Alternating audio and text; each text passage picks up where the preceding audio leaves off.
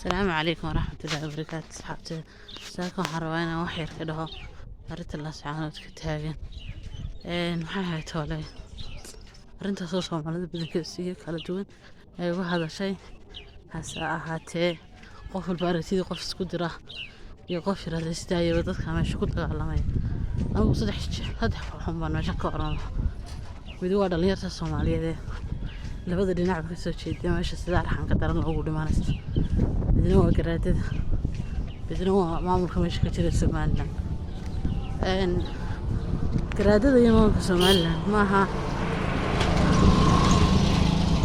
kala iska suuqa qaydada iyo xasan maqlasan garaadada iyo madaxda Soomaaliland iyagu danka malaha waxa meesha ku dhimanay waayo Muuse bixi wasiiradiisu qormasitaan garaadaduna qormasitaan meesha iska hormaraya kaliya waxa lagu dubeeyaa dhalinyaro labada dhinac ka soo kala jeeda haba lagu dubeeyaa maxay ahayd toolay wax ka faa'iido ama ka haysan idinkoo maxay toolay walba aynu ku noolay nolosha Afrika oo adduunyada maxay toolay ugu dhibta badan oo aan shaqaysan waalidka xawtare markaad maantana aakhirana ku khasaartay ay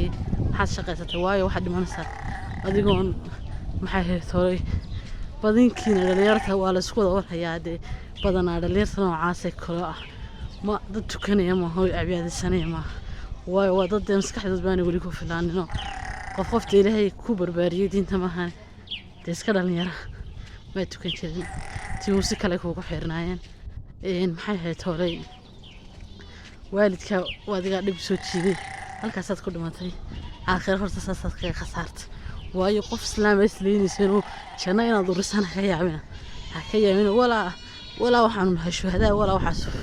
oo beenta la ku leenayo weeyaan kuwa Soomaaliland iyaguna waa la mid waayna midna taageersan kaliya waxaan ka naxay oo ka seexan waaya dhalinyarta aad mooyso tarafka waxaad moodaa ari uu mudanab ku dhacay ama rooblay loo aasayo labada dhinacba kuwa kalena iyagaaba ka sii daran wadadan deegaankoodii joogno maxay toolay ka dhaawacmo dhagax waxaan ahayn aan nafta lagaga jaray wax faa'iido ah meesha ka jira aba yaraatay ma jira kaliya waxa ku maranay waa dhalinyarada Soomaaliyeed wala garaad baan wax noqonayn wala wasiir baan wax noqonayn wala Muuse bixaan wax noqonayn dhalinyarada Soomaaliyeed qof walba gurigoodii ka maqan oo laga tabi doona qof walba reerkoodii ba tabi doona cidna dan iyo muraatoona ka amalaha iyadoo dhumatay ka dhimatay magaalada oo dagaalanta magaalada ka dhimatay maxaad booskeed kula haydad ka haysataa waalta reer lagaagaas waxa kale jiray anigu dhalinyarada Soomaaliyeed waxaan oran lahaa reerkaas meesha deegaanka waa si kale wixii noo raasada xorriyadda la sheegaysan wala dilay siya xitaa qudheedina xorriyadda wanda adduunyada xor ahaan oo noole oo gurigooda xor ku yahay meesha joogay maxay toolay si kale wixii noo raasada oo halkan iyo aastan dagaalka hala joojiyo si bilaashadu hala joojiyo ciidanka Soomaaliland iyaguna meesha jooga sida waxaan ka daran lagu dhimanaya waxaan oran lahaa xisaabtamo meeshan deegaankan haddii uu dadkii lahaa diiday maamulkan naftiina ku waayay waa dadkii deegaanka lahaa diiday maxaa kaaga sii jiraad ka sii daawan ka sii joogay ku dagaalamay ka dagaalamay bal anigu inta kale waxyaabahan la yaabo waxa kamid ah dadka salaanay waxba isku riday aqoon isku ma weligood isku ma arkin wax yaga ka dhaxeeya isku ma haysta kaliya dad labada dhinac soo kala dirtay ay kala dagaalamayaan wallahi maskaxda yar bilaadanka ku jirta marka qaar kood waa la yaabisa imika laba nin qoriyaha tuurideede soo yaqaana weli waxa tasmaa shashad iska daawan isma garanayaan haddana waa ku istiriyay naftooda isku waayay mid si xun u dhintay mid dhaawac khatar u gaadhay